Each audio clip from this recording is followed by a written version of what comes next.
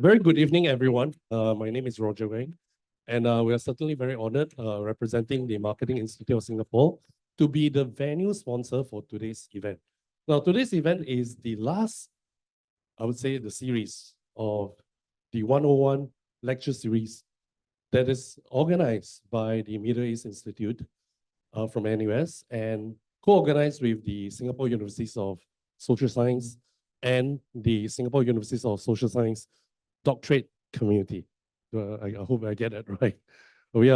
Anyway, my name is Roger. I represent the DBAC, which is the Doctorate of Business Admin community itself. And with me, we have our colleagues. But before I go on to introduce my colleagues, let me introduce a very important person today. He's none other than Mr. Bilahari Kausikan, which is the Ordinary Fellows from the Middle East Institute from NUS. I will not introduce more of you. Later, my colleagues, Mr. Stephen or Dr. Stephen Ho, will be doing a bit more on that. But on my behalf, please allow me, on the behalf of the organizations of the Marketing Institute of Singapore, please allow me to do a bit of introduction on who we are. All right, you may wonder why you are here. So we are actually the venue sponsors for this event, and we're certainly very honored, like what I said, to have all of you. And of course, a special mention to Your Excellency, Mr. Giuliano, from the Embassy of Italy. Thank you, sir, for joining our events today. We are certainly very glad, to actually have you. Now, MIS, Marketing Institute of Singapore, we have been around for the past 51 years. We just celebrated our 50th year last year. All right, so we are actually an association existed to represent the community of marketers and sales professionals in Singapore itself. And largely membership based. We have a membership base, and of course, we do have a secretariat. That's our full-time staff that are operating MIS on a day-to-day basis. And MIS, we're actually a not-for-profit body. We are an NGO. We do have a charity arm that is the Marketing Institute of Singapore Business School. All right, Marketing Institute of Singapore Business School is a charity organization, but however, we're not an IPC, meaning we raise our own funds to fund our program. All right, and we do that as a matter of charity. In fact, we do give out a lot of scholarship. And there are a lot of lecturers like me previously that teach out of pro bono itself as a form of service back to the community.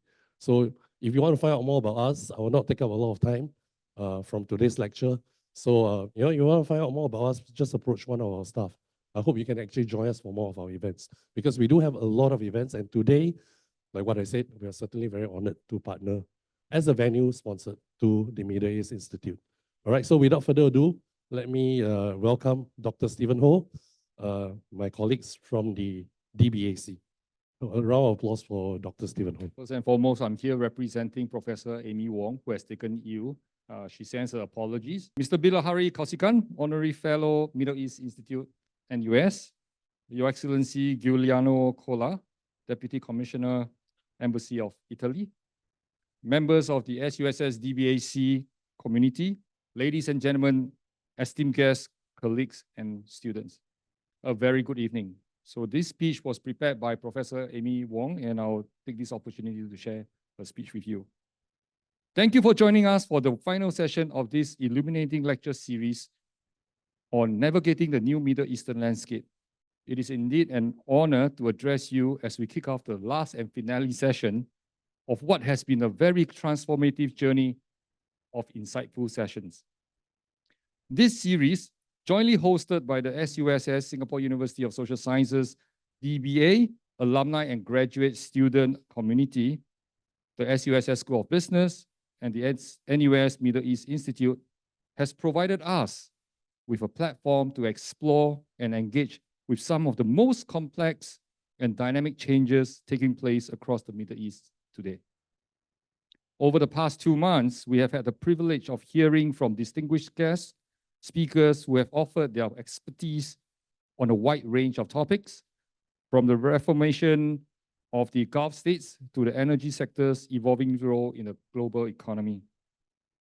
One of the key areas we have explored in this series is the ongoing social economic transformation in the Gulf. Countries like Saudi Arabia and the United Arab Emirates are at the forefront of this shift. Their bold economic reforms under programs like Saudi Vision 2030 and the UAE Centennial 2071 are reshaping these nations, not only by reducing their reliance on oil, but also by diversifying into sectors such as tourism, technology, and green energy. These efforts are ushering in a new era of development, one characterized by innovation and a drive towards global leadership in non-oil international sectors. What struck many of us was the magnitude of these changes and how they represent more than just economic growth. These reforms are about redefining national identities, transforming societal structures, and positioning the Gulf states as key players in the future global economy. Our sessions have brought into focus the significant role that leadership, policymaking, and strategic vision are playing in this profound transformation. We also delved into the evolving cultural evolution and geopolitical relationships in the region, particularly with the historic diplomatic shifts seen between Israel and the Arab states, the normalization of relationship across the region. We have heard from experts on how these new partnerships are not just symbolic, but are already yielding tangible results in the areas like technology, defense, and commerce. These developments also open up new opportunities for economic integration and collaboration across a region long known for its divides. Our conversation also extended to one of the most critical sectors in the region, oil and energy. The Middle East has long been defined by its role as the world's primary oil supplier, and as global priorities shift towards sustainability and renewable energy sources, we are witnessing the gradual sunset of the oil industry. While this may signal challenges for oil-dependent economies, it also represents an incredible opportunity for innovation and leadership in the renewable energy space. The complexity of navigating this transition cannot be understated. Our discussions have also highlighted the intricate balancing act between continuing to harness the region's natural resources and positioning it for future growth. This balance will be crucial in ensuring the long-term economic stability of the region while contributing towards the global efforts in combating climate change. Hence, before we close this very remarkable series, this happens to be the sixth of six lecture series, and it started back in August. It is my great privilege and pleasure to introduce our speaker and someone who truly embodies the depth of expertise and insight that we have been privileged to experience throughout this session. Our distinguished guest speaker for tonight is Mr. Bilahari Kausikan, Honorary Fellow, Middle East Institute, NUS. Mr. Kausikan used to be the ambassador at large in the Ministry of Foreign Affairs. From 2001 to May 2013, he was the second permanent secretary and subsequently the permanent secretary of the Ministry of Foreign Affairs. He retired in 2013 after 33 years of illuminating service in the public sector.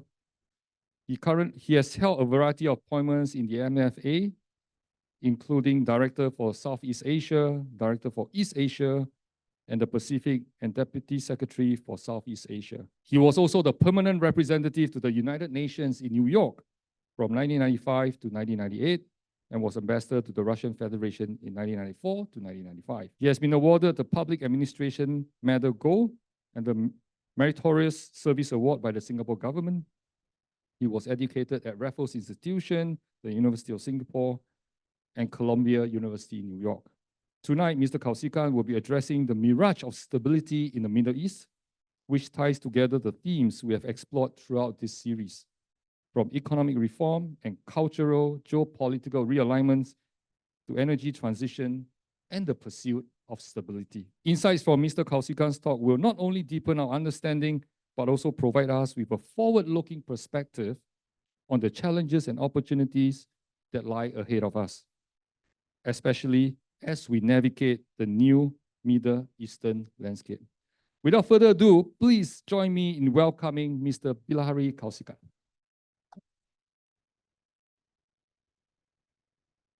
Thanks. Thank you. That was probably too kind an introduction, but I will try my best. Although I am not going to talk too much about the exact topic. This title is a very big topic. In fact, what you are asking, is there something intrinsically unstable about the Middle East? Is there something that makes the Middle East intrinsically unstable?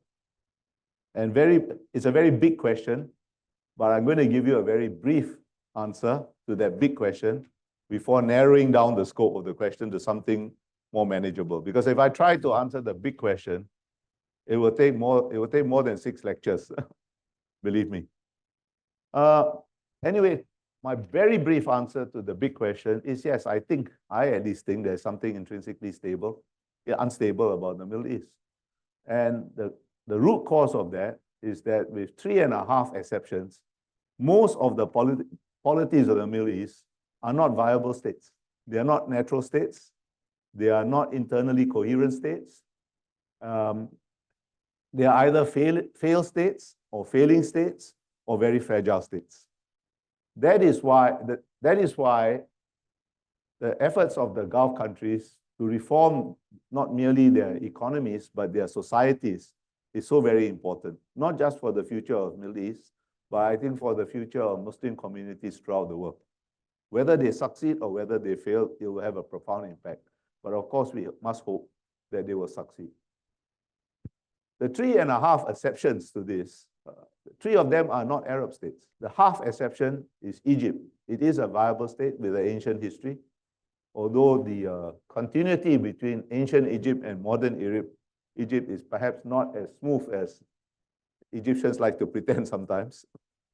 But there is that continuity. I give it a half because it has been seriously mismanaged ever since its independence. The 3 viable states are not Arab states. They are Israel, they are Iran, and they are Turkey. The last 2, of course, in recent years have been very badly managed, but they are still coherent states with long histories as coherent states in one form or the other. I'll leave it there, and if you have questions, let's talk about it in the question time. But let me try to narrow down the scope of that question to something more manageable, but no less important. And that question is, where are we after about more than a year of war in the Middle East? Is the Middle East better or worse off after a year of war? My perhaps counterintuitive answer is that on the whole, the Middle East and the world actually is probably better off or will be better off, although many problems still lie ahead. This is probably very counterintuitive to what you have been reading in the press and the media and so on. So let me make one major qualification to that broad conclusion I had. My focus is geopolitical. The human cost of the war on both sides is horrifically high. And I'm not denying that. But my focus is geopolitical. And as I think I said at the very beginning of this lecture series, not every humanitarian disaster is of geopolitical consequence. That's a very hard fact of international relations. First, some perspective about the war after a year of the war. First, oil prices have not risen significantly. I can't say I've been tracking it every day, but I've been tracking it regularly over the last year. And the most it has gone up to is about 80 point something US dollars, the Brent crude index. Most of the time, it's been hovering around in the mid-70 US dollar range. And that's not very significant given the duration and intensity of the war. Secondly, despite Houthi attacks on shipping in the Red Sea, I don't think, and I've checked with people who do logistics, my impression, which has been checked with others, is that the supply chain disruptions have not been very significant. There have been supply chain disruptions, of course, but they are not very significant. More or less, people have adapted. And perhaps that's because the big supply chain disruptions were caused by the pandemic, and that built in some resilience into how people approach their own supply chain. They realized they could be disrupted, and therefore they had plans, and actually the Houthi could not disrupt global trade in any very significant way. There have been disruptions, but not significant. Thirdly, I think another perspective, there have been four big wars in the Middle East. In 1948, when Israel declared independence, it was attacked by 5 Arab countries. And then 1956, 1967, and 1973. 1948 is a bit of an exception, so set that aside. But in 1956, 1967, and 1973, the concern was that conflict in the Middle East would lead to a wider global conflict because of the involvement of the Soviet Union and the US through their proxies in these conflicts. Today, the prospect of the war becoming entangled in US-China rivalry or broader geopolitical currents is nearly zero. Not zero, but almost zero. The war, as I thought from the beginning, and I think I told you at the beginning lecture, remains a sub-regional conflict centered on Gaza and Lebanon, with sporadic involvement by Iran and its proxies, but not in any, how shall I say, in any manner that is more than fairly ad hoc and not sustained. A truly regional conflict would involve not just Iran, which has not been keen to widen the conflict, it sent many signals to that effect, but Egypt, Jordan, and the Gulf states. And as I said, the prospect of this becoming a global conflict, which was the concern during the Cold War between the US and the Soviet Union, is nearly zero. We can talk about that later if you like. Now, the possibility of this becoming a true region-wide conflict with Iran, the Gulf states, Egypt, and all getting involved is not zero, but I don't think it is particularly high. Thirdly, it's not going to become a global conflict because the hollowness of Chinese and Russian policy in the Middle East has been exposed over the last year. The Russians are completely committed in their own war, which they started, and they don't have the excess capability except on a diplomatic way. And in frankly, diplomacy in the midst of war in the Middle East is more irrelevant than in most cases. The Chinese approach to the Middle East since the war started has been what I would call mainly performative. It's an act. Only the US has made, of all the major external powers, has made some difference, acting as offshore balancer. Now, with that, to give you some sense of perspective over the last year, which is often missing from the various press reports, which are sometimes too hysterical, to my mind, in tone and in content. Why do I think the overall geopolitical situation in the Middle East has improved? Now, I'm going to paint my position in very, very broad strokes because I want to give maximum time for a discussion. I want this to be a dialogue, not a monologue. So if you have questions about points of detail, save it for question time. So why do I think that the overall geopolitical situation in the Middle East has improved? First of all, a common criticism of the Israeli action from a geopolitical point of view, not from a humanitarian point of view, is that despite its tactical successes, which are often been brilliant after some initial shakiness and complacency, their tactical actions have been brilliant, but it is often said it lacks strategic purpose.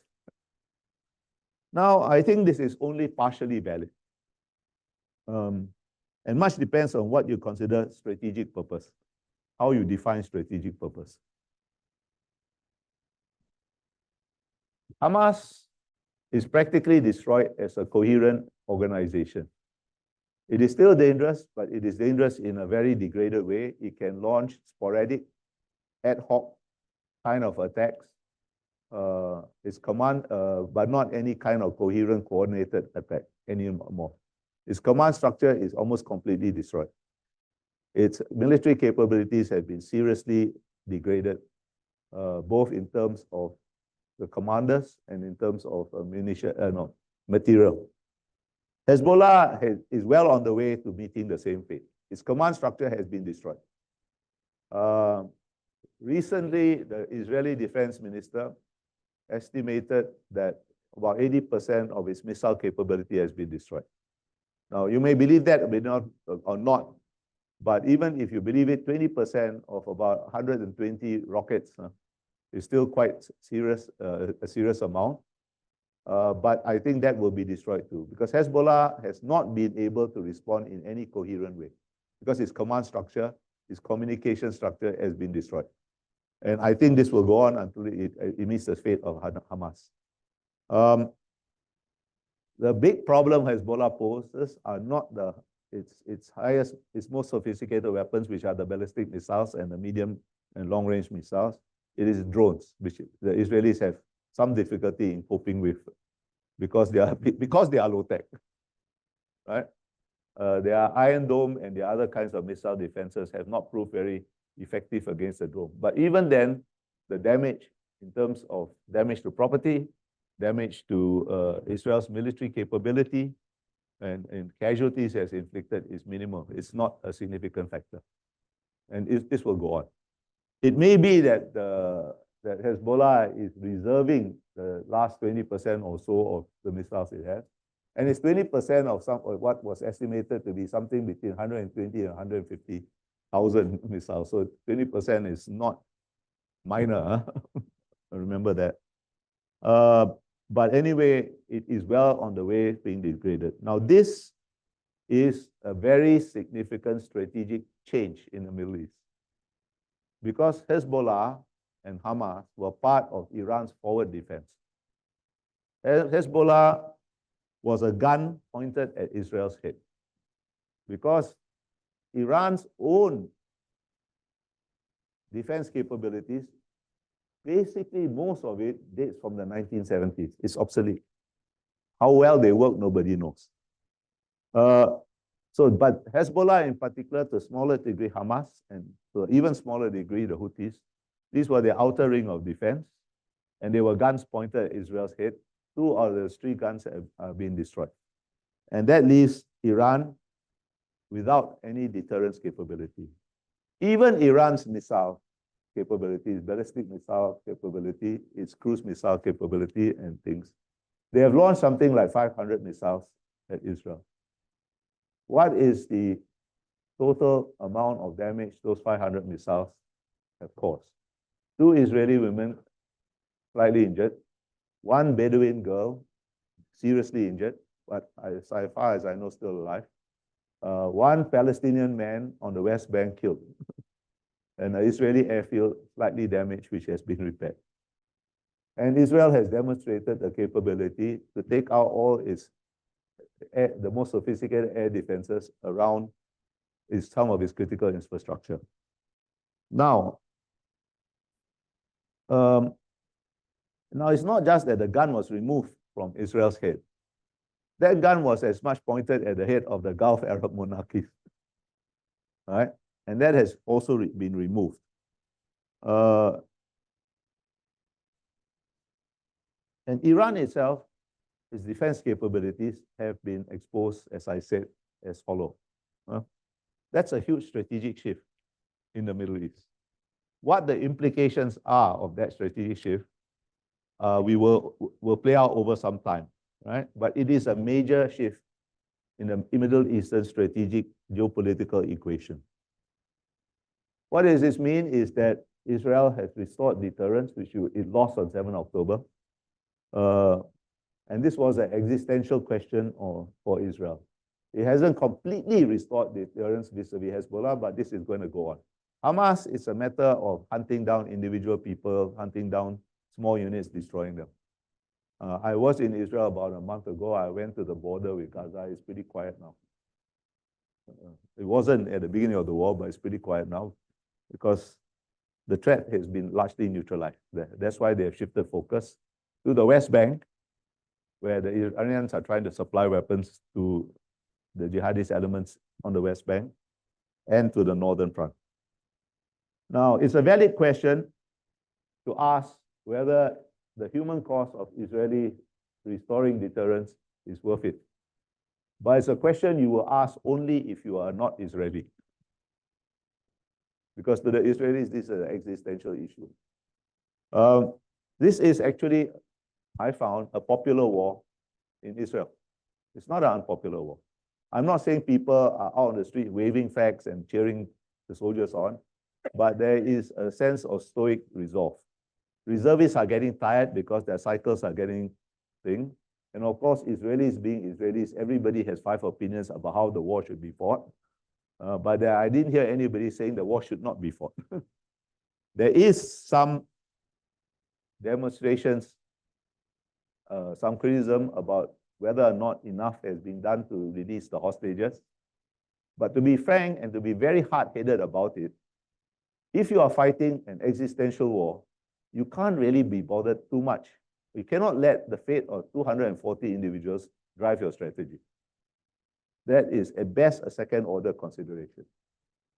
All right? If you are fighting any war, 240 people in the larger scheme of things cannot figure too large in how you make your calculation. The demonstrations against Netanyahu very largely have nothing to do with the war. They have to do with what he is accused of doing to change the nature of Israeli society. And that may have a long-term effect, but that's really what people are much more upset about than the war. The Gulf, so I think Israel is more secure. Well, not only Israel, I think the Gulf monarchies are also more secure, because I said that gun was as much pointed at their heads as it was against Israel. And that is why I think that with the Iranian threat to them has not disappeared, but it has been blunted. And I think I told you in the first talk I gave at the beginning that Iran is the key strategic issue for all the Gulf monarchies. It's not Palestine issue. Palestine issue is a second or third order issue. There have been, for the Gulf monarchies, the human cost is a domestic political problem for them to manage. They are not displeased at the destruction of Hamas and the imminent destruction of Hezbollah. They made some token protests when Hamas was being destroyed. I don't hear any protests about what's happening in Lebanon against Hezbollah. Nothing significant anyway. And nobody who was a member of the Abraham Accords has left it.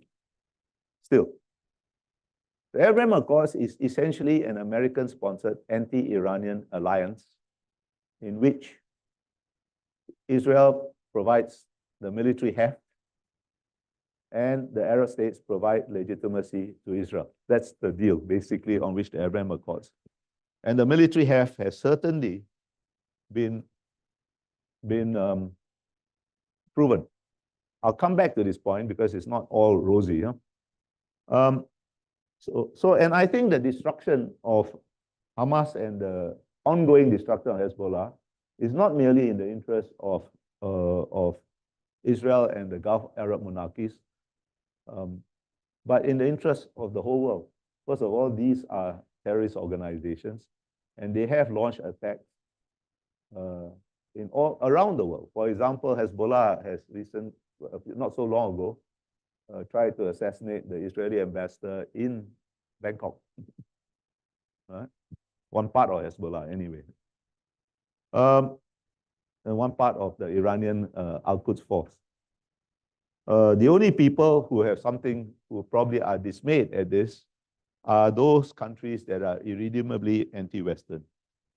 You know, Russia, China, North Korea, and of course, Iran itself.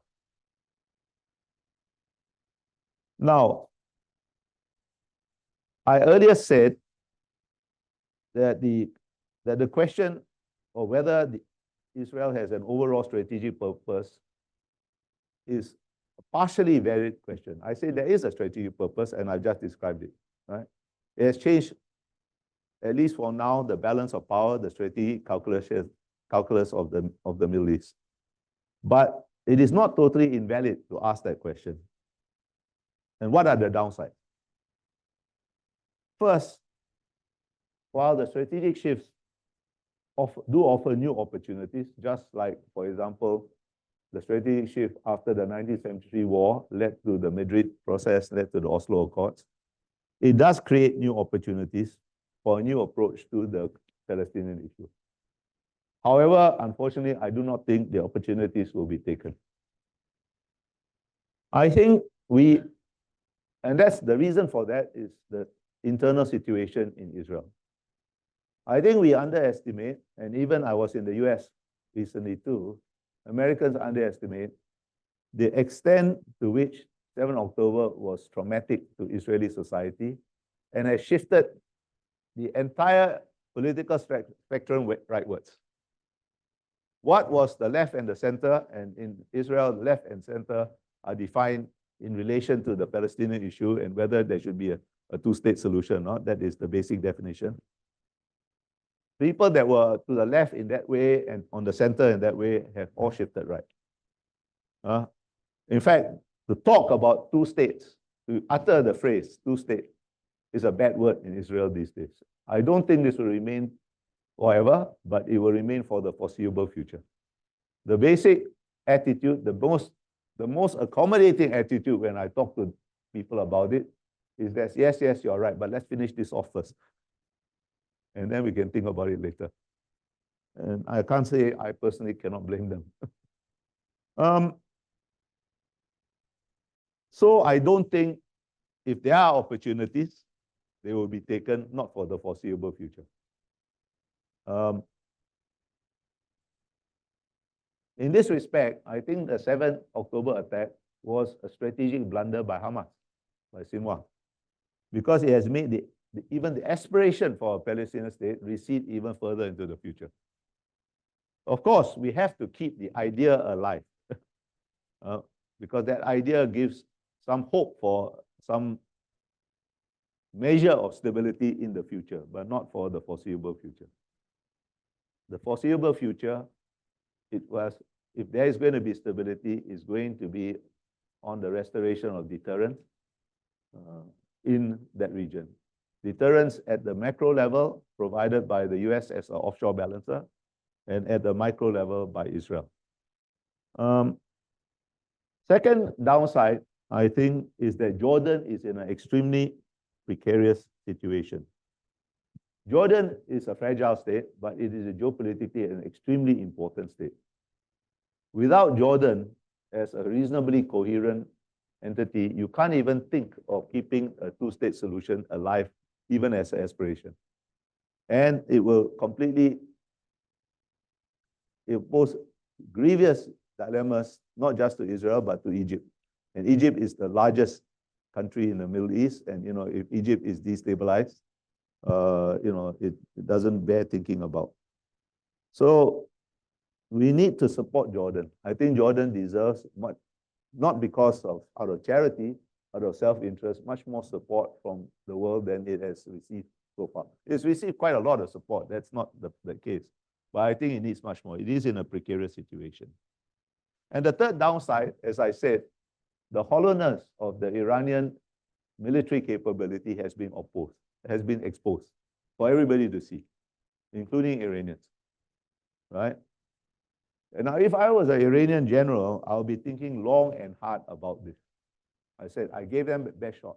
I shot off at almost 500 missiles on my best types at Israel, and the damage is trivial. It's even laughable.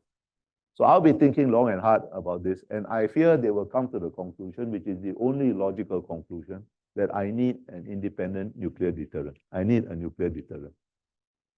What this means, and this is my absolutely last point, and then I'll take questions. Yes, I'm on time for what I had in my mind. It means that a big war in the Middle East is well nigh inevitable. I told you in the first lecture, this is not that big war, because that big war will be fought over Iranian nuclear capability. It's not going to be fought over Palestine. Palestine just isn't worth it to any of the major players. Now, Iran is a geopolitical reality in the Middle East that can never be ignored, whatever you may think about the regime. You have to deal with Iran. But I don't think either Israel or Saudi Arabia or the UAE or the United States will tolerate a nuclear-armed Iran, or even an Iran that is at threshold status, very close to threshold status. it is estimated Iran can have enough fissionable material to make a nuclear device within a few months. Fissionable material is the most difficult factor in order to get hold of the fissionable material is the most difficult factor in order to create a nuclear weapon. The rest will follow, right? It can probably do that, it is estimated, within a few months. But that doesn't mean it's going to have a nuclear weapon in a few months. But I don't think Israel, Saudi Arabia, the UAE, and the United States will tolerate a nuclear weapon-armed Iran. And the only way to stop them is through war, a big war. However, I don't think that war is imminent because neither Iran, Israel, nor the United States is ready for that big war. But I think it will come, not now, not next week, not next month, not next year, not maybe in the next 5 years, but come it will. And on that very optimistic note, or what passes for optimism in the Middle East, I will stop and take your questions. Should I stay up here, or can I have a chair? Yeah, just Okay, hi. I think wife will get jealous. I think not from me, perhaps. Probably from some of the ladies out there. Okay, hang on, sir. First and foremost, thank you for your very insightful view on the situations right now, largely on geopolitical, although not on the humanitarian part. But I believe there are a lot of questions from the floor itself. Okay, so we'll take turns to actually take those questions, and then perhaps Mr. Kyosakan, you actually help us in terms of the answering of the questions. Okay, so let's keep it short in terms of questions coming in, but of course, we will value your time and your view on those questions. Sure. Okay, right, first questions, I think there's a gentleman, yes sir, please. Yes, And thank then, you. we'll come to you next. Could you identify yourself, please? I was just about to. So yes, my name's Thomas Mianjiri, and I focus on energy and energy transition, but I also track geopolitics, Middle East in particular. I just quick question to please the moderator. We got the U.S. election coming up. Following the election, do you think Israel's hand would be freed to attack Iran during this, lame duck session of Biden's administration, to do some of the things that you suggested, like kind of clean things up, degrade their capabilities even further when they have this window of opportunity, this political window of opportunity in the U.S.? Shall we take a couple of questions and answer them in clusters? Sure, by all means, sir. Yeah, my name is Francis. I have this question. Where are you from, Francis? Oh, I'm self-employed. Okay, Yeah. okay, that's a good job. That's the most, I like it. yeah, we like the job. Self-employed. Okay, good. So, I've actually got two questions. This is a follow-up to your first question, right? Which is that depending on who wins the election on November the 5th, I think to me, and I would like to ask for opinion, if the Democrats win, likely the war will weaken Israel, right? Whoa, what Israel? Weaken. Weaken. Oh, okay. So similarly, if Trump wins, Israel will be strengthened. That's my first question. In your opinion. Second question is that, in your opinion, after the war is over, there will definitely be a Marshall Plan. And who will come in to help the Palestinians, or maybe even Lebanon? Yeah. very good question, sir. So we'd like to proceed with Yeah, that, I'll sir. take, because they are Sure. kind of the first two questions are kind of connected. Huh? Sorry. First of all, I don't think the result of the election, the US election, will have a very significant effect, regardless of who wins, on whether Israel will launch a major attack on Iran. I think the considerations are different. The considerations will be that if you're going to launch an attack on Iran's critical infrastructure and Iran's nuclear facilities, you need the US behind its back. So the lame duck time is not a good time. You need the lame duck. You need somebody behind your back. Secondly, I think Biden advised Israel against attacking the critical infrastructure and the nuclear facilities. And Israel took his advice, not just because they need the US at their back, because I don't think the Israelis themselves are ready yet. The war exposed the strength of the IDF. It also exposed some weaknesses of the IDF, not serious weaknesses, but still weaknesses. If you're going to fight a big war, you're going to have to fix before you go on. Now, I think it's a fool's game to try to predict who's going to win the election. It's so close that you might as well flip a coin, huh? Right? But I think it's not going to make as much difference this time. If it's Kamala Harris, she'll be a little bit more beholden to the progressive wing of the Democrat Party. So she'll be a little bit more critical of Israel, but it's not as if she's going to abandon Israel. She'll put more pressure on Israel on humanitarian grounds and so on, but she's not going to stop supplying Israel with munitions and so on. Because Israel is the only kind of reliable partner, troublesome but reliable partner the US has in the entire Middle East. Reliable in the sense of have the capability to do things. Okay. So I don't think it's going to be that significant a factor. There will be a bit more pressure on Israel to allow more aid to Gaza and so on, and perhaps a bit more criticism of Israel. They will think longer about supplying certain kinds of munitions and so on, but I don't think they will cut Israel off. So the strength and weakening of Israel is not going to be significantly affected by the outcome of the election. Some effect, but marginal effect. Your other question, Francis, is it? I think it's a very good one. I told you, and it's kind of connected in a different way to something I said earlier. I told you I think that the Abraham Accords is really an anti-Iran alliance in which the military heft is provided by Israel and the legitimacy is provided by the Arab states. I think Saudi Arabia has always been wanting to join the Abraham Accords.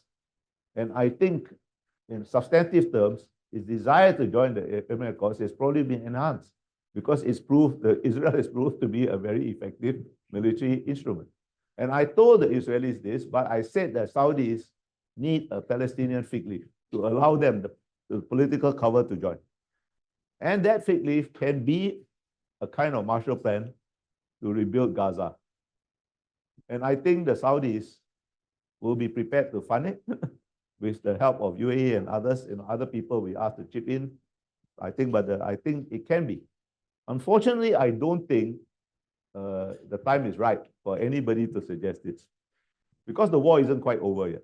The Gaza part has gone into low intensity. There's still high intensity, and the two things in the strategic calculations of Israel are connected. So it will have to come sometime down the road. How long, I don't know, but sometime down the road. As well as the internal situation in Israel has to calm down a bit. And that's not, I can't see it happening in the foreseeable future. But I think it is not possible, it's not impossible to put together, not a Marshall Plan, a rebuilding, a plan to rebuild Gaza, because it will have to be rebuilt anyway. And some parts of southern Lebanon have to be rebuilt, but it will have to be rebuilt under some kind of supervision so that what is built is not a new network of tunnels, ammunition dumps, and so on, right? And that's where the tricky part comes in, right? Right? So it's not impossible, but it's not imminent. But I think the funding and so on is the simplest part. I think the Saudis and the Arab states and other countries will be prepared to fund it. But it's how you supervise the rebuilding so that it is not going to, you're not going to let Hamas and Hezbollah rebuild their whole military hard infrastructure again. Okay. With that, yeah, Keng Siong. Your Excellency, perhaps later after him. Keng Siong, please go ahead. I'm Keng Siong here. I'm co-president of the SUSS-DBAC. I have two questions. Firstly is that how do you see the current campaign or current conflict ending? when do you think that the Israelis will call it enough is enough? It's time for us to pause. No time frame, because I don't think there is any time frame. The second question is that I noticed that the ambassador is here, and a big chunk of the world has not been mentioned during your lecture. And what does the Europeans have? What role does the Europeans have to play in this entire conflict? Yeah, I think both questions.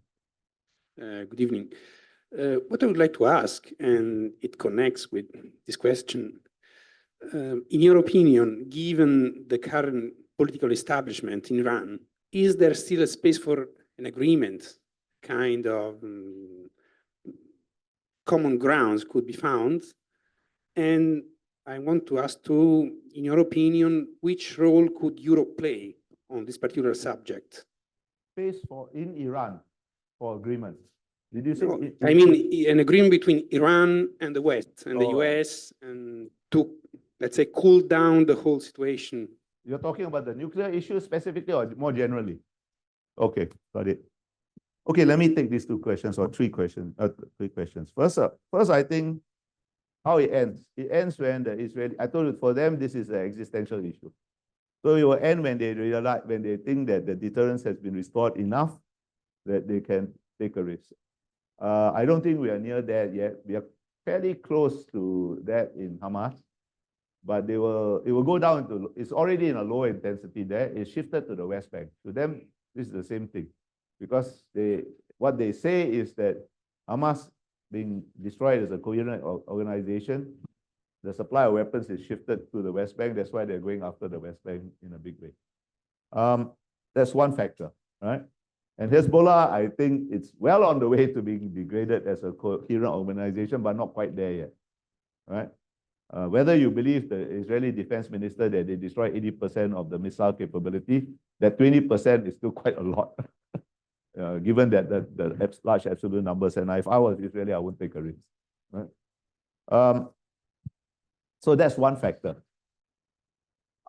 The other factor is the economic one. The most productive and the one that contributes most to GDP is the high-tech sector. That is still going on all right, but not good. Obviously, you can't have your reservists getting pulled out of the economy in closer and closer cycles without having some effect. But I don't think the pain yet is sufficient to outweigh the factor of existential deterrence.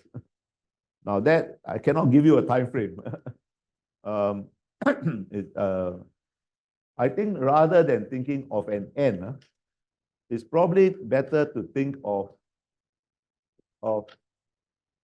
wars tapering off, going into lower and lower intensity, and then at some point you can start talking seriously about a ceasefire, if not a settlement. And then you can start talking about a plan to rebuild, which can be the Palestinian fig leaf for the Saudis, right? Europe's role. I'm sorry to say, I think Europe has no role except performative.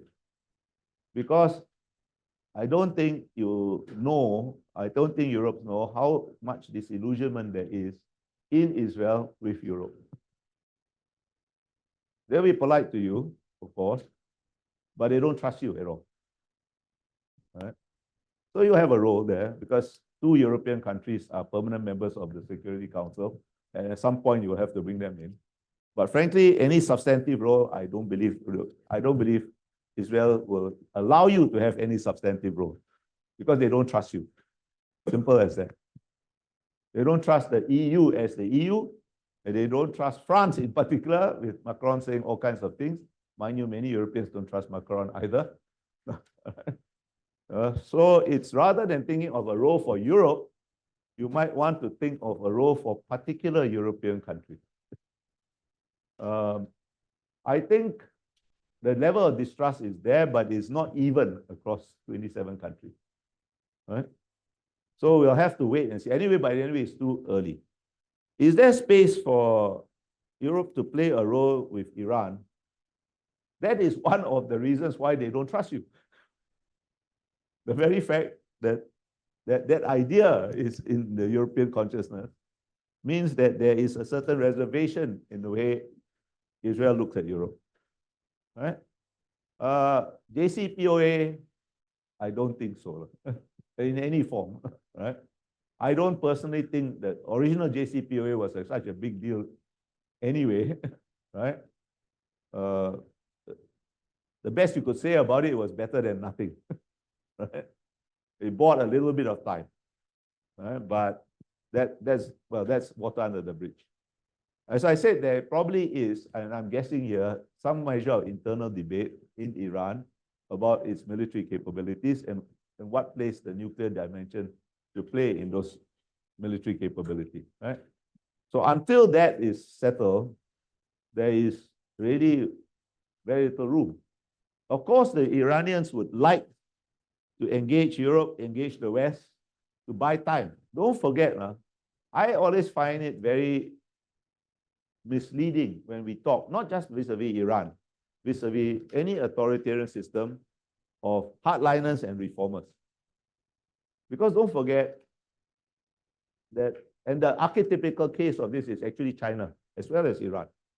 When you talk about reform in such context, you're already talking about reform in order to entrench the system, not to change it, to preserve the system. So there is a lot of internal problems in Iran. Therefore, the supreme leader allowed, I think that's not an exaggeration to say that, allowed a relatively less hardline person to stand for election and be elected. Right?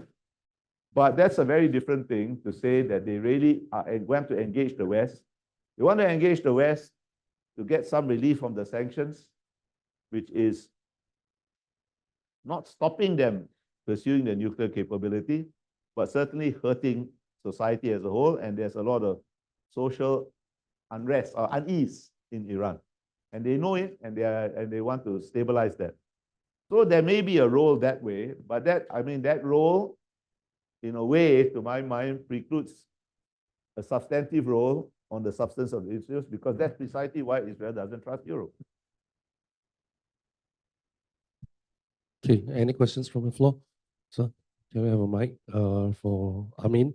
There's a mic somewhere around. Yeah, because we have recordings. And for those online, if there are any questions that you need to ask, you are welcome to post. Maybe Prof. Amin, I think he has the mic, so we allow him to speak, and then next we'll come back to you. Sir, please identify yourself from the back, and we can't see you from there. Thank you so much for your talk. My Yeah, name you is, need to put the mic yeah. closer to you. Thanks so much for the talk. My name is Im. I have two questions. If you look in the US, in the demographic data, opinion polls of young people, they tend to be more pro-Palestinian, skeptical of the actions of Israel. What if that trend continues in the future? So it won't have any impact on this current election, as you mentioned, not in the next 5 years, but what if in the next 10, 20 years, the US takes a more, let's say, neutral stance and backs off as a backer of Israel? What would be the effect on the Israeli state? Second question is, what if Israel is very effective in dismantling the military capabilities of the Iranian proxies like Hamas, Hezbollah, the Houthis? What if the military capabilities of Iran are degraded? What kind of incentive would the Arab states still have in that case to be on friendly terms with Israel? Okay, those are good questions. Oh yeah, please, then I'll take them more. Okay, hello. My question kind of bit different. Because I totally agree with what you have just said about the fact that most of the Arab nations are actually happy for Israel to do their dirty work in clearing Hamas and Hezbollah. Yeah. The problem as I see it, and it also exposed the inability of the Arab nations to take any stand against Israel. And the Arab street had always this myth of hopes that Iran is their defender, and which is now, it's even exposed as not being able to take a stand against Israel. So my fear, and I just want to hear your opinion on this, my fear is if a lot of people in the Arab street actually give up hope on any sort of organized thing, in the sense that they have already were disappointed with the Arab Spring and its outcome.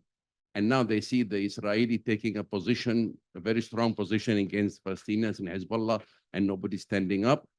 And my fear is if whether we see kind of back to the late 60s and early 70s, where more and more small groups become more fanatic and a lot of lone wolf terrorism. And the biggest fear even is that they will realize that Israel is very well security, that this terrorism will be taken in the outside world against Israeli whatever embassies and other stuff. And it's like we saw the lone wolf of the truck hitting the bus in Tel Aviv. So this is my fear. I don't know whether you have any view on that. I share your fear. I absolutely share your fear. And that is why the basic theme of this whole lecture series is so important. The ability of the Sunni Arab monarchies in particular to reform their economies, to reform their societies. Because there were two factors that were very consequential. One is, of course, the Iranian Revolution, but the other is the Arab Spring. Those two factors changed the strategic calculations of all the Arab states, the Sunni monarchies anyway, with a slight exception of Qatar and Oman. Right? They changed it from, they shifted the Palestinian issue. The Palestinian issue was already shifting from center stage to the side. Because after 4 wars, and you can't get anywhere by war, Egypt recognizing Israel, Jordan recognizing Israel, the priorities changed. So therefore, there was this more serious effort to change their societies, to put their societies on a much more sustainable basis, right? And I think in the long term, that is a much more consequent. But I share your fear. It can be mitigated if they are successful as states. If they are failures as states and you have this situation, habis lah. Okay? Okay, so I share your fear, right? Second, the question, young people, I think that's a good point. I go to the US quite often, twice a year, and I go, among other places, I go to university campuses, and I had a look. I think it's a bit early to tell how much of a lasting phenomenon this is. 37 years a diplomat, has made me somewhat cynical, and I look at all these young people, and I wonder how much of it is fashion. Yes, there are certain hardcore people who are really committed. That is, I don't deny that. But I think in any such movement, the number of the hardcore is always small, right? And they have the followers, but are the followers following them because it's fashion? Or is it real conviction? I think that is a question that only time can tell. Will these convictions last when these guys graduate, go out into the world, have to get a job, pay off a mortgage, pay off a student loan, raise a family? I think time will tell. I think the thing that is probably more worrying, if I was Israeli, is the dilution of American Jewish identity through intermarriage, through people identifying themselves as Jews, of course, but not really. At very least, you got to keep the Shabbat, if nothing else, right? And maybe some gesture at a high holiday. But I think, and some of my Israeli and some of my American friends tell me, Jewish friends, tell me that is gradually being eroded. If I was Israel, I would worry about that a bit more than this protest. But you are right, if this goes on, if I am wrong, and this is more than fashion, and this is a new trend, coupled with the dilution of American Jewish identity, then one factor is going to be, one factor that leads to American support for Israel is going to be diluted. But it's only one factor. Don't forget, it was not until America was pretty ambivalent about Israel until after the 1967 war, when the defeated countries brought in the Soviet Union, and then they looked around and there's only one really reliable person around in the Middle East for them from their point of view, and that's Israel. Before that, the American attitude towards Israel was ambivalent, right? And don't forget, in the 1967 war, the Israelis, I think deliberately, shot up an American naval vessel to tell the Americans back off a bit, right? So it is one factor, but I don't think it's the only factor because America will always need some reliable partners in the Middle East, and Israel will have to be one, particularly since Erdogan is doing all kinds of weird things and he's a NATO member, you know. So yes, but I think let's wait and see. In any case, it's only one factor. Israel has indeed been very effective in dismantling Iranian proxies. And that's why I said the strategic purpose is, there is a strategic purpose, but there are also important questions. Having dismantled this bunch of proxies, unless you have some kind of broader political framework, new proxies can be created because Iran is always going to be there as a geopolitical fact. A strong Iran or a weak Iran is still a geopolitical fact you cannot ignore, and right. So that is the big question mark about the current reshuffling of the geopolitical equation that I have. And I don't have an answer. Yeah. Can we have the mic to pass to SK? Thanks. I'm SK from my MIS, right? So given Israel's current track record of winning wars, gaining territories, ignoring UN instructions, right? Are we going to see a new Israel map after all this subsided? A new Israeli map, like they'll take part of southern Lebanon, they'll have a reshaped Gaza, and you know, and in the world, which country can step in and restore the balance back in Middle East? Well, to answer your question, first of all, the UN instructions are always, have worked in the UN, they're always couched in extremely ambiguous terms. That's the only way to get a resolution most of the time. Security Council resolution, the General Assembly resolutions don't count at all. They are not legally binding on anybody. And the most famous UN resolution is 242, adopted after Security Council resolution after the 6-Day War, 67 war, and it's a masterpiece of ambiguity. You can read it 15 times and everybody can read it the way they want. In other words, it means nothing. That's why you have a resolution. And then somebody told me that there are significant differences between the French, the Russian, and the English version. So that's why you have the resolution. Everybody refers to it. It settles nothing. There hasn't been any serious resolution this time, except to allow aid more on the humanitarian front. And that one, I think, has nothing to do with territory. I don't think you're going to see a redrawing of the map. I don't think Israel is keen. There are some people in Israel that want to restore, to annex Judea and Samaria, which the rest of us know as the West Bank, right? But I don't think that is the mainstream view, right? So I think what you're not going to see annexations as you saw after the 6-Day War, right? And more recently. I think what you're going to see is the creation of buffer zones in southern Lebanon. That is the declared war aim, actually, to push Hezbollah, destroy all their military, push them beyond the river. And I think you're going to see something like that in Gaza and on the West Bank. But that is not going to be, it's not going to be annexed or change the map of the. It will change the map, but in a formalistic way, not in a real way. The big question that nobody has really pondered, which is connected to your question, Francis, about the rebuilding of Gaza and southern Lebanon, is who's going to supervise all this? Having worked in the UN, I can tell you the UN is not capable. And having had the Israelis having had the experience of UNRWA and UNIFIL, they're not going to trust the UN either. I don't know, you read this story, it was a big story, but it didn't get much publicity. When they went into southern Lebanon, they discovered a huge underground complex by Hezbollah, 100 meters from a UNIFIL observation post. So obviously, they were not observing very well. Okay? So I don't think Israelis will trust the UN. But you don't trust the UN, who do you trust? There must be some form of supervision of these buffer zones, right? And Israelis will want to have a say, but they want to have a partner they can work with. And that partner must be also acceptable as a fig leaf, if nothing else, for the rest of the world, for the Arab street, if not the Arab government, right? So that's the big problem that I can't see any solution to.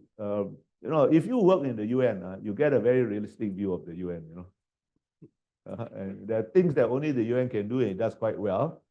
But there are some things it just cannot do. And the UN's, one of the major UN's purpose is to act as an alibi for people who don't want to do things. No, when I was serving the UN, the big issue was the Balkans. And the Permanent Five and the Europeans and the Americans and many countries were passing resolutions in the Security Council saying this genocide in the Balkans must stop and we will take all necessary measures. That's UN speak for using force, all necessary measures for using. At the same time, their diplomats were crawling up the back stairs to the 37th floor where the Secretary General's office is and saying, we don't mean this. Don't you dare take it seriously. So you work in the UN, you get quite a different view of it. Yep. Sir, if you want, perhaps one last questions from the floor. If there are any online, do let me know. If there isn't, then sir. Just in very short terms, I would like to know, in your opinion, you said, in your opinion, there will be a war within not a very long time with Iran. Can we avoid it? Is there a way to avoid it? And in your opinion, how could it be avoided? Unfortunately, I don't see the war will be fought over Iran's nuclear capability. I think it can be postponed, but I don't see any way of stopping Iran without war. Iran, by the way, Iran's nuclear ambitions are not just, did not start with the Islamic regime, the Shah had them too. And its roots is actually in the Iranian sense of themselves. I am mighty Persia. I am the font of all civilization. If this insignificant country on the far side of the world, who I never heard of, called North Korea, can sit down and talk on equal terms with the US, why? Because they have nuclear weapons. If this country of no significance and no culture is treated that way because they have nuclear weapons, of course I, mighty Persia, must have nuclear weapons. It's against the order of nature for me not to. I am patient, I can wait, because I'm a civilization that will be here when all of you, crumble into dust. But I must have them. And if I think I must have them, and my timeline is speeded up because all my conventional weapons, my best shot has proven not so good after all, it might speed up the thought process. There is some debate, I'm sure, within Iran about what to do, right, in this respect. But I cannot think, so you can probably delay this big war, but I don't see how you can avoid it, because how can you stop Iran if this is the fundamental cause, their sense of identity? And it is a fact, that all the major powers in the world, and some not so major, are major powers because they have nuclear weapons. Why should France and UK be permanent members of the Security Council? They won the First World War, the Second World War, so what? Right? Why shouldn't Italy then? My good friend, I don't know if you already know him, Paolo Cufucci. He's passed away, right? He was a very good friend of mine. He was dead against Security Council reform, to let in Germany in particular. And he once told me, we lost the war too. Why should Germany get in? Right? And why should so I told Paolo, why don't you make this case? You're all a European Union, you have a common foreign and security policy. So why should Europe have 2 seats? Why don't you all share the seat and rotate among Europe? And that the extra seat can go to, say, Africa or Asia or someplace else. And he thought long and hard about it and said, no, Berari, it's too much. It's a European, I cannot make that opinion. But you see, they are there because they won the Second World War, and they are considered great powers, among other reasons, because they have nuclear weapons. So if they have nuclear weapons, and it's because of the sense of identity, there is no way to stop Iran short of war. You can delay it. And I don't think war is imminent, by the way. It's not next week, next year. I don't think it's the next 5 years, the next 10 years even, if the Iranians are smart. But that also depends on what I think is an internal debate going on in Iran. They may decide to make a dash for it. Right? They make a dash for it, then war will come sooner. But I really cannot think of any way to stop them short of war, unless you are willing to acquiesce in a nuclear Iran. But that will mean a different kind of Iran. And I don't see regime change as a viable option for Iran either. Regime change never ends well, for As long as they are violent, usually they What? don't. But as long as there is a major shock in the system, it is difficult for the system to reach a stable solution, stable, say, situation. But Yeah. of course, we cannot know about it.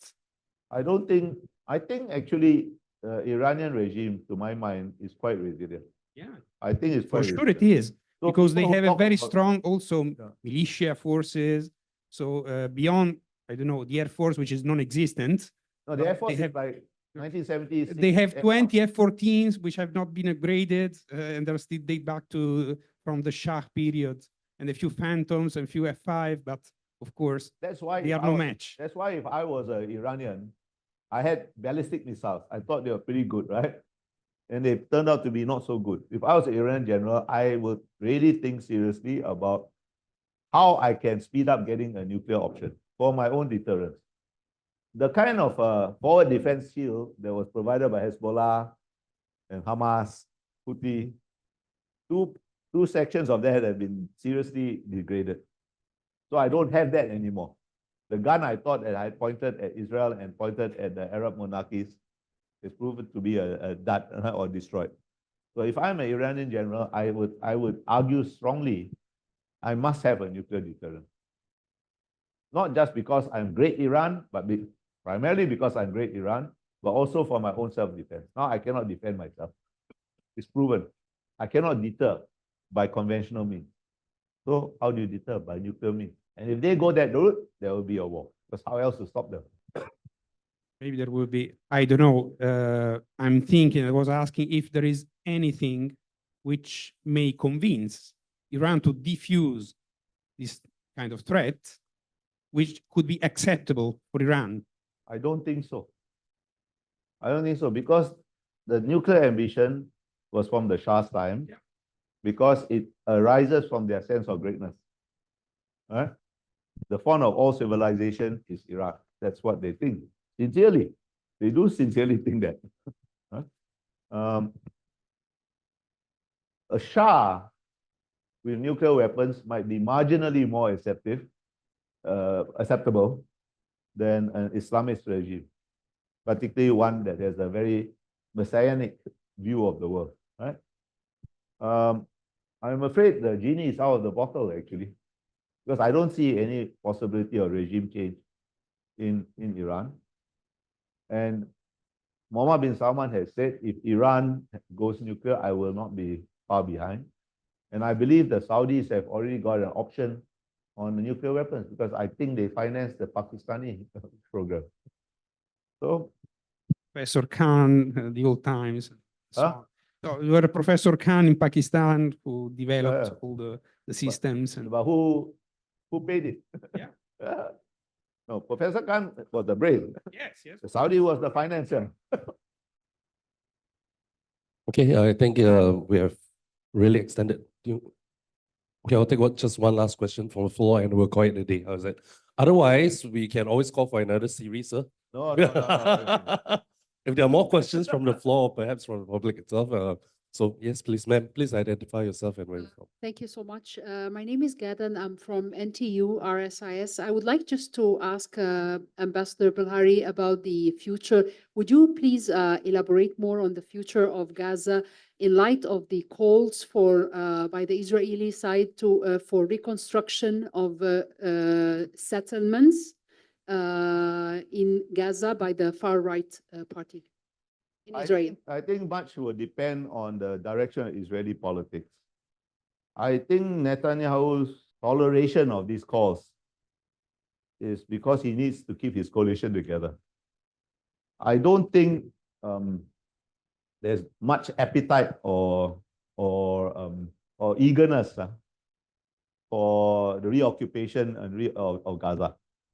I don't think so. I think where there is where you probably find a consensus finally emerging is a few more settlements on the West Bank and a buffer zone in Gaza. And a buffer zone on the areas of the West Bank that are contiguous to Israel, right? I think basically the buffer zone will be what now is called Area B, right? In the Oslo Accords, right? I mean, this is my guess. If I put myself in Israel, as an Israeli strategic thinker shoes, this is what I would have vaguely. But right now, people are not really thinking of the day after yet. They're still going to fight the war. When they are convinced that Hamas is completely degraded and destroyed as a coherent organization, ditto for Hezbollah, at least south of the river, then they will start thinking in this way. But I don't, this is all my guess, by the way. But I don't think there's going to be, there are these fanatical groups who want to reoccupy Gaza, who said it was all a mistake to have left in the first place, and so on, right? But I don't think that is an idea that will gain widespread support. Few more settlements on the West Bank, yeah, but not reoccupation or annexation. Okay, all right. So I think we've reached to our end of today's discussion, and perhaps we would like to give a round of applause to Mr. Kyosakan for your views. There's certainly a lot of questions to be asked, I think, by some of you. So you're welcome, sir. If you can, do join us. I'll go on you for a while, but I have to go and meet somebody in a while. Sure. And in your definition of UN itself, I don't know. Well, it sounds like not effective, and perhaps the UN is not a magic palace, where all your wishes come true. It's a political organization. It is useful in certain things. It is completely useless in certain other things. But on the whole, it's better to have the UN than have no UN. Okay, that's in your very own words. But anyway, thanks for coming.